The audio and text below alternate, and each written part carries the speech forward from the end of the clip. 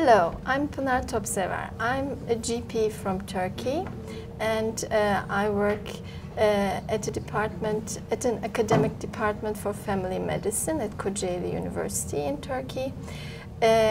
The reason why I joined the PCD Europe and why I think it is so important is that there are many people also at risk for diabetes, not only diabetic individuals, but also people at high risk for diabetes, and therefore prevention is as important as good treatment, and we need all the primary healthcare workforce to join together for better prevention and treatment of diabetes in Europe.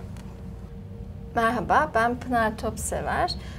Ben bir aile hekimliği uzmanıyım ve Kocaeli Üniversitesi Tıp Fakültesi'nde öğretim üyesi olarak çalışıyorum.